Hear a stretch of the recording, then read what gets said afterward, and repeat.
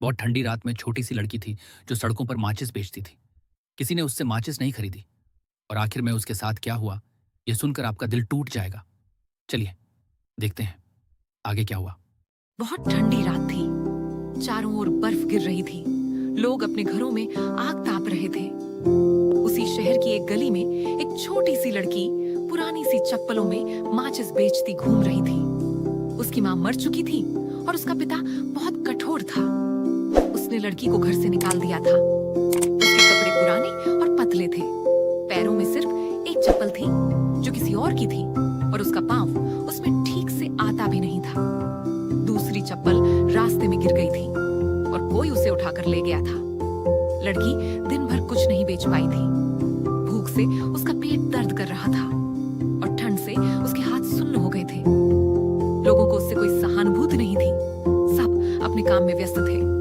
अब वो बहुत थक चुकी थी और एक कोने में दीवार से सटकर बैठ गई।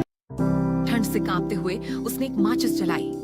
माचिस की लौ में उसे ऐसा लगा जैसे वह एक गरम तंदूर के सामने बैठी हो। लेकिन जैसे ही माचिस बुझी, तंदूर भी गायब हो गया। उसने दूसरी माचिस जलाई। इस बार उसे एक सुंदर मेज दिखी जिस पर स्वादिष्ट खाना सजा हुआ था। जैसे ही माचिस बुझी, खाना भी गायब हो गया।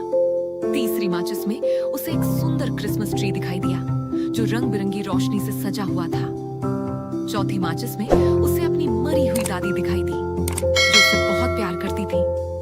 लड़की ने चाहा कि दादी उसे अपने साथ ले जाए। उसने जल्दी जल्दी सारी माचिसें जला दी ताकि दादी उसके पास रहे। और फिर वही हुआ। दादी ने उसका हाथ थामा और वे दोनों ऊपर आसमान की ओर उड़ गए। अगली सुबह लोग उस गली से गुजरे तो उन्होंने लड़की को दीवार से सटी बैठी हुई पाया।